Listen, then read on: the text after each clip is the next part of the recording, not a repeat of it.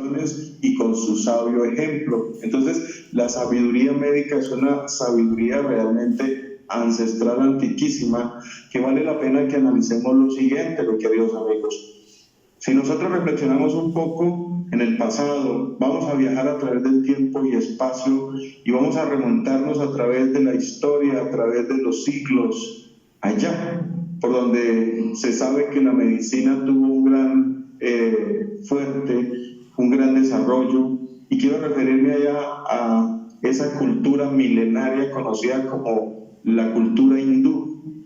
En la India antigua, en la tierra antigua de los Vedas, se sabe que se manejó la medicina ancestral, y hoy todavía en la India es un país que maneja demasiado la medicina ancestral, la medicina védica, la medicina que realmente genera curaciones en todos los 4 planos del cuerpo humano, como la tierra, el fuego, el agua, el aire, el éter, en la vida misma, con sus medicamentos, con sus raíces, con sus tratamientos. De igual tenemos, por ejemplo, si ustedes observan, tenemos allá, en ese Tíbet sagrado, en esa tierra antigua, también allá en esa montaña, allá también todavía se maneja la medicina ancestral, medicinas que han sido manejadas desde hace miles de años, cientos de años, y esas medicinas, con el sabio uso de las plantas, de los extractos, de las esencias, ¿sí?, con el sabio uso de sus mismos mandalas, etcétera, etcétera. Luego nos vamos viajando a través del tiempo y espacio y nos ubicamos por Egipto, y nos damos cuenta que en Egipto también es una tierra en la cual floreció la medicina ancestral antigua. Luego aparecen los filósofos y los médicos filósofos en Grecia, también con su extraordinaria sabiduría médica. Y luego nos damos cuenta que los que son de México, con los antiguos aztecas, con los mayas, con los que son de Perú, que me han escrito de Perú, los que son por allá con el Cusco, con Machu Picchu, con los antiguos incas, y luego por acá por Colombia con el pueblo chicha, que trae sus recetas antiguas, ¿cierto?, ancestrales, y luego nos continuamos por allá por todas esas tierras de Honduras, de Guatemala, que son parte de todo ese convenio que había entre los mismos aztecas o mayas. Entonces, realmente nos damos cuenta que todos estos lugares antiguos y todas estas culturas realmente son filosofía médica ancestral. Ahora, hay algo más interesante. Volvamos nuevamente al pueblo de Egipto, a los antiguos egipcios. ¿Qué dicen los egipcios o qué se habla de los egipcios? Se dice que cuando los enfermos eran tratados, eran recibidos en templos de curaciones, en laboratorios o en centros médicos de esa época, que diríamos consultorios de tratamiento para enfermos.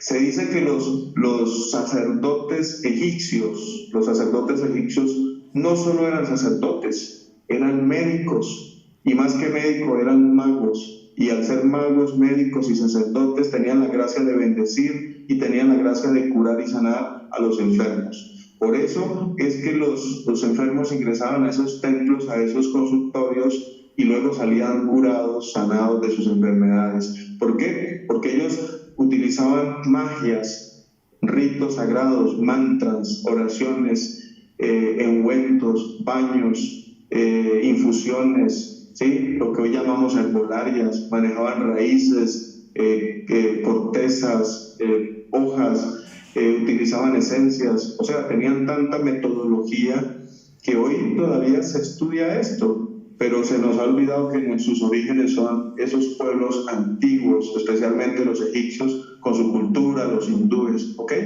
Entonces, esto como para reflexionar un poco y analizar, porque ustedes dirán, bueno, ¿y cuál es el origen y cuál es el porqué de estas medicinas? Se lo voy a decir. Analicemos, por ejemplo, en este momento la medicina de esta época. La medicina ortodoxa, la medicina química, como le dice mucha gente, la medicina de estos momentos, lo que llamaríamos medicina académica, la medicina de universidad, la medicina de farmacia, que está compuesta por un grupo de médicos, enfermeras, personas especializadas, donde hay pues de hecho médicos que han evolucionado dentro de su carrera, donde hay cirujanos, etcétera, etcétera, y médicos para diferentes ramas de los órganos o sistemas del cuerpo. Esto es extraordinario. ¿Por qué? Porque pues ellos tienen la gracia de tener muchos aparatos, de manejar el bisturí, de manejar quimioterapia, de manejar lo que también conocemos nosotros como radioterapia, cirugías, resonancias, o sea, exámenes que son fundamentales para nosotros, especialmente los exámenes, porque con los exámenes pues arrojan una cantidad de pronósticos que por medio de las medicinas alternativas se pueden tratar, ¿me entienden? Entonces, ¿qué ocurre con esto? Que nosotros damos el valor a esta medicina. Hay muchos aspectos que tratamos o evitamos de no utilizarlos, de no consumirlos, pero sí usamos otros medios fundamentales para poder tener un diagnóstico preciso, un TAC, una observación cerebral, una ecografía, radiografías, que son algo fundamentales. Por eso no podemos desprendernos de esta medicina, aunque su evolución viene más o menos de unos 250 años hacia acá, pero realmente está dando un servicio a la humanidad muy bueno y bueno, nos apoyamos con ella hasta donde nos da la gracia del cielo y la otra parte la unimos con las medicinas alternativas, ¿ok? Ahora vamos, después de analizar la medicina médica o la medicina alópata, analicemos qué es la medicina alternativa. Hay que tener en cuenta que la medicina alternativa es la medicina que fue entregada de esas culturas antiguas del pasado, fue esa medicina que se dio de oídos o de labios a oídos, que se escribió y se pasaba de generación en generación. Grandes fórmulas médicas, grandes tratamientos, grandes medicamentos, uso del agua, de la tierra, del fuego, del aire, uso de las arcillas, de las compresas, uso de los vapores, de las esencias, uso de los sahumerios, uso de una cantidad de fórmulas con el uso de las plantas, de sus raíces y de sus extractos, que viene en el uso de esa medicina alternativa desde generaciones en generaciones, desde nuestros ancestros hasta nuestros días. Luego de esta medicina alternativa, que es alternativa, que viene con nosotros, viene una medicina natural. Las personas no hemos podido aprender a diferenciar qué es medicina alternativa, medicina ancestral, medicina natural, medicina química, de farmacia, como que tendemos a revolver todo, pero una cosa es la medicina médica, ¿sí? La medicina farmacéutica, la medicina alternativa es otra y la medicina natural es otra. O sea, tengamos muy claro eso. La medicina natural es la medicina que busca el cuerpo mismo a curarse a sí mismo. ¿Qué significa esto? Que cuando uno tiene un dolor de estómago, tiene una fiebre gástrica, uno trata de consumir líquido, trata de hacerse en un lugar fresco. Eso es parte de esa medicina natural.